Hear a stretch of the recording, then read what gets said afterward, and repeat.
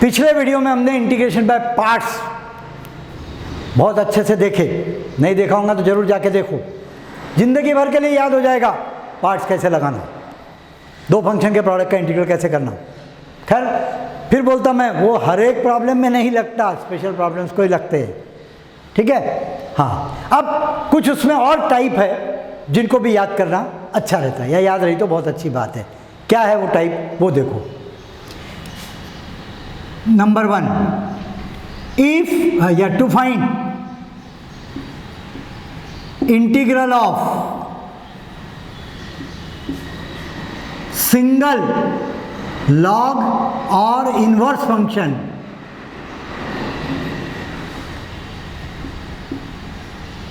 अगर सिर्फ log x या log x स्क्वायर प्लस 1 इसका इंटीग्रल करना है, या sine inverse x cos inverse x इसका इंटीग्रल करना है, ओनली log या इनवर्स सिंगल है उसका इंटीग्रल करना है, तो हम ये पार्ट्स इंटीग्रेशन बाय पार्ट्स का उपयोग करके हम उसका इंटीग्रल निकाल सकते। To find integral of single log और inverse function, take 1 as second function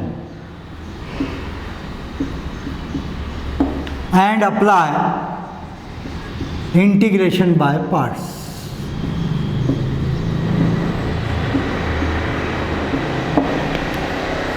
ऐसे याद कर लो, अकेला लॉग या अकेला साइन इनवर्स का इंटीग्रल निकालना है तो इंटू 1 लेना। जैसे मान लो for example sine inverse x का इंटीग्रल निकालना है, साइन इनवर्स एक्स का इंटीग्रल निकालना है, हाँ तो क्या करना, इसको ऐसा लिखना इंटू 1, इंटू 1 तो ले सकते हैं ना हम, इंटू 1 से कुछ फर्क नहीं पड़ता, हाँ इंटू 1 dx। आप पार्ट्स लगा दो, किसको फर्स्ट मानेंगे किसको सेकंड मानेंगे, साइन इनवर्स फंक्शन है और 1 एल्जेब्रिक है, 1 यानी x रेज़ टू 0, 1 को एल्जेब्रिक समझना, तो LIT के रूल से देखो ये इनवर्स है, ये इनवर्स फंक्शन है, ये एल्जेब्रिक फंक्शन है, बोलो इनवर्स पहले आता है एल्जेब्रिक बाद में आता, हाँ तो सवाल ही नहीं उठता, इनवर्स को फर्स्ट मानेंगे 1 को सेकंड मानेंगे, तो यही लिखा है यहाँ पर टू फाइंड इंटीग्रल। और ये लॉग वाला रहा अकेला तो भी ऐसे करना है, इंटू 1 या पार्ट्स लगा दो, बस हो गया, इतना याद करो। अकेला साइन इनवर्स या अकेला लॉग रहा उसका इंटीग्रल करना है, इंटू 1 लेना, सेकंड लगा देना, पार्ट्स लगा देना, खत्म, बाकी का काम तुमको आता, पार्ट्स लगा दो। तो ये एक टाइप याद रखो। नंबर 2, अगर ऐसे प्रॉब्लम रहे,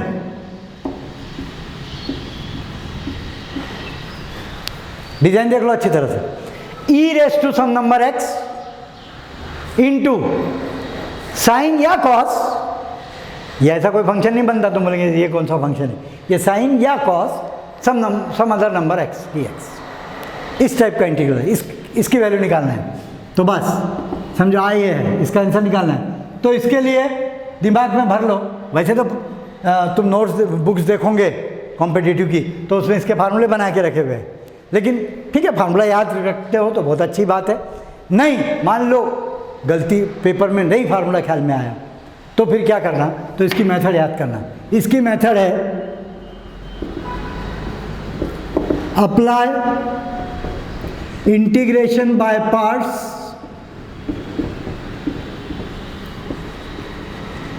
two times, 2 bar integration by parts लगाओ। ऑफ कोर्स कैसे लगाएंगे इसमें इंटीग्रेशन बाय पार्ट्स, ये ट्रिग्नोमेट्री का ये एक्सपोनेंशियल है, इसको फर्स्ट नंबर देंगे, इसको सेकंड नंबर देंगे, हाँ फर्स्ट सेकंड लगा दो, 2 बार लगाना पड़ेगा, 2 बार इंटीग्रेशन बाय पार्ट्स लगाओ, आई विल कम, ये आ जाएगा, फिर से इंटीग्रल आ जाएगा, फिर आई को आई की तरफ, आई की टर्म को आई की तरफ ट्रांसफर कर देना, सॉल्व कर देना। बस मैं सिर्फ ये बता रहा कि ऐसा रहा तो याद आना चाहिए, क्लिक होना चाहिए, ऐसा रहा तो क्या करना है, 2 बार इंटीग्रेशन बाय पार्ट्स लगाओ, आई के दर्शन हो जाएंगे।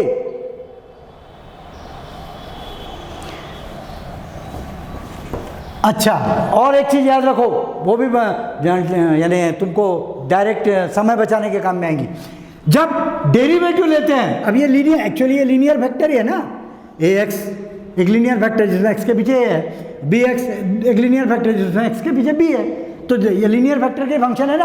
हाँ, तो ये याद रखना, याद करो इंटीग्रेशन में क्या रहता है। जब लीनियर फैक्टर का फंक्शन रहा तो पहले वीडियो में भी हमने देखे, इंटीग्रेशन में क्या करना पड़ता, वो लीनियर फैक्टर में एक्स के पीछे का जो नंबर है वो नीचे रखना पड़ता रिश्वत के रूप में, और डेरिवेटिव जब करते तो वो नंबर बाजू में आता।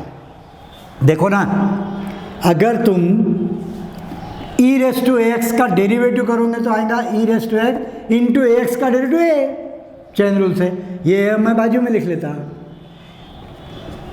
तो डेरिवेटिव करते समय, किसी लीनियर वेक्टर के फंक्शन का डेरिवेटिव करते समय एक्स के बाजू का जो नंबर है वो बाजू में आता, और इंटीग्रल करना हो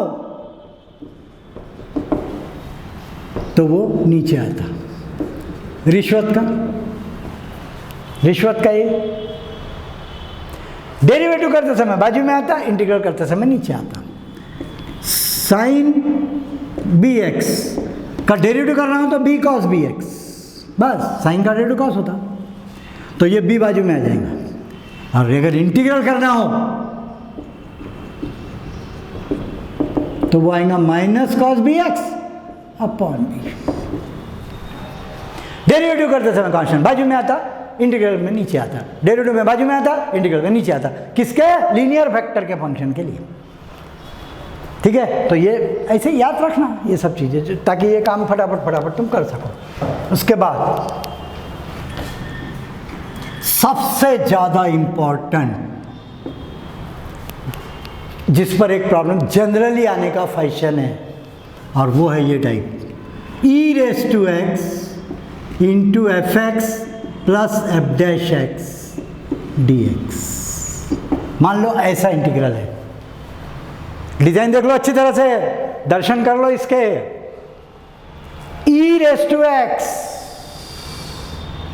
ही होना और कोई नहीं, ई रेस टू एक्स इंटू ये कोई भी फंक्शन, ये कुछ भी चलता, कोई भी फंक्शन प्लस उसका डेरिवेटिव, ये डेरिवेटिव होना, इसका ही डेरिवेटिव पूरा खंडित नहीं, पूरा कांस्टेंट का फर्क भी नहीं चलेगा, पूरा।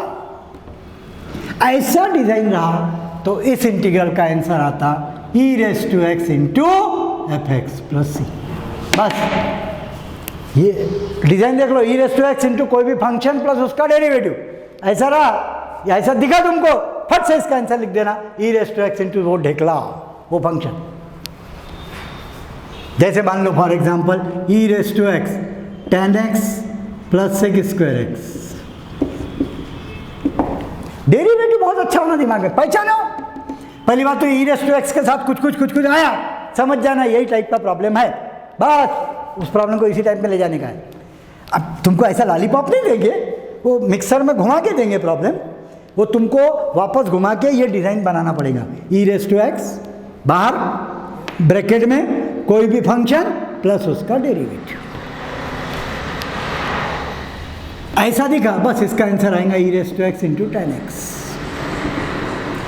बस कलाकारी तुम्हारी ये होना कि तुम जो प्रॉब्लम दिया रहा, ये ख्याल रखना, ई रेस टू एक्स के साथ बहुत सारा गलाटा कर रहा, समझ जाना यही टाइप का प्रॉब्लम है, उसको घुमा के ये डिज़ाइन में बनाते आना चाहिए तुमको, ये डिज़ाइन बनाते आना चाहिए। ये आ गई तो आंसर तो डायरेक्ट लिख सकते e raise to x into F x. अब जैसे देखो, इसका एक एग्जांपल बताता मैं तुमको। E raise to x x plus 5 upon x plus 6 का स्क्वायर डी एक्स, मान लो ऐसा है। अब ये यहां से और देखो, और नज़र डेवलप करो, ये प्रॉब्लम कैसे रहेंगे।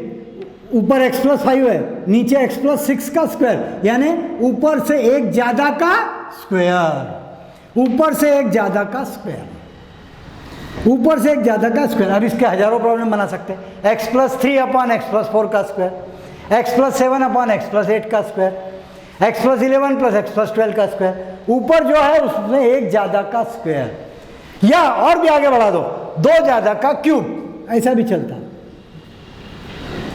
ऊपर से नीचे के इसमें दो ज़्यादा रहे तो क्यूब रहेंगे।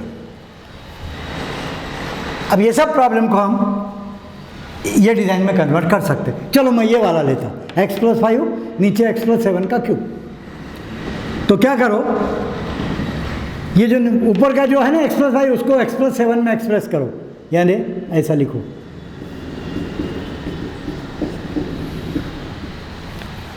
ऊपर वाले को जबरदस्ती x प्लस 7 में लिखो, 2 का फर्क है दोनों में। हाँ, तो x प्लस 7 माइनस 2, और अब यहाँ से ब्रेक कर दो, यहाँ से तोड़ दो।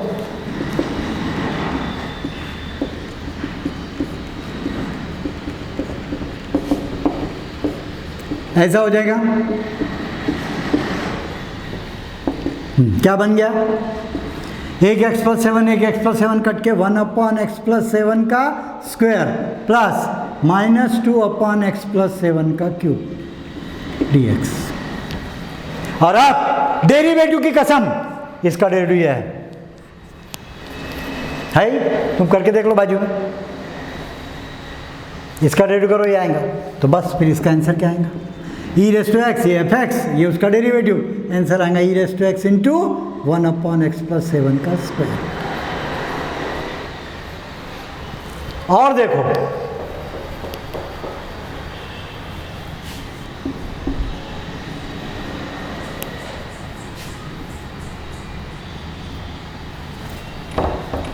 ई raise to x into 10x plus x square, x तो मैंने बता ही दिया, ठीक है। Sine inverse x plus 1 upon under root 1 minus x square, इसका डेरिवेटिव है, आंसर आ जाएगा e raise to x into sine inverse x. तो इस प्रकार ई रेस टू एक्स के साथ कुछ भी रहा, बस ये ऐसा याद रखो ना। तो इसको हमको ये डिजाइन में लाना है, बस ऐसा आ गया तो आंसर आ जाएगा e raise to x into F x. ये कलाकारी के बहुत से प्रॉब्लम है, नहीं किए होंगे तो जरूर कर लो, एक प्रॉब्लम इसका जनरली आते रहता, ठीक है। तो इस प्रकार ये इंटीग्रेशन करना पड़ता। ओके, अब नेक्स्ट वीडियो में हम और डेफिनेट इंटीग्रल देखेंगे और इंटीग्रेशन का कुछ देखेंगे, लेकिन पहले ये वीडियो तुम बहुत अच्छे से देखो तो तुम्हारा बहुत फ़ायदा होगा। Okay, thank you.